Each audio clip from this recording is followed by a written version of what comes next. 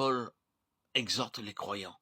Si vous mettez en colère, ne péchez point, que le soleil ne se couche pas sur votre colère. Éphésiens 4, 26. Quelques-uns lisent « Soyez en colère ». Et ils s'arrêtent là. Parce qu'ils voient dans ce verset que la colère est possible. Bien qu'ils soient nés de nouveau depuis plusieurs années, ils se mettent encore et toujours en colère. Quand Jésus était sur la terre, il se mit en colère quelquefois pour d'autres. Lorsqu'il entra dans le temple, il se mit en colère parce qu'il trouva la maison du Père profanée.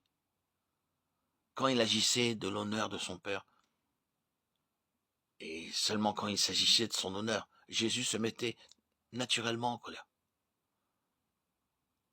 Mais lorsqu'on lui cracha dessus, lorsqu'on le souffleta, le maltraita, il ne se mit pas en colère. Nous nous mettons en colère pour différentes raisons. Lorsque quelqu'un nous lance des mots blessants, nous sommes en colère et nous ne pouvons pas dormir. Notre colère devrait être stimulée lorsque le nom de Dieu est prononcé en vain ou lorsqu'il est blasphémé. Ces paroles de Paul, ne péchez point et que le soleil ne se couche pas sur votre colère, servent à nous souvenir que nous devons être conséquents et ne pas aller nous coucher en colère. Parce que le diable sera là toute la nuit. Et cela lui donne une occasion. Ne donnez pas accès au diable. Éphésiens 4, 27. Le jour suivant, nous serons enflammés pour le diable et non pour Dieu. Nous avons besoin de confesser les moments où nous péchons et aller nous coucher en n'ayant rien contre qui que ce soit.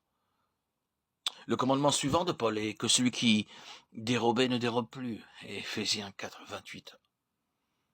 Comme il y a de nombreuses formes de mensonges, il y a de même une variété de formes de volets. Une des formes mises en avant par l'Écriture est la gourmandise. Un homme qui a été avide quand il est changé intérieurement n'accapare plus. Il donne. Par contraste avec le fait de voler, Paul dit « Mais plutôt qu'il travaille en faisant de ses mains ce qui est bien pour avoir de quoi donner à celui qui est dans le besoin. » Éphésiens 4, 28. L'accapareur devient maintenant un donateur. C'est la véritable sainteté. Non pas seulement s'arrêter de dérober, mais également commencer à donner. Un tel homme est libre à l'égard des choses. Il est prêt à partager avec les autres.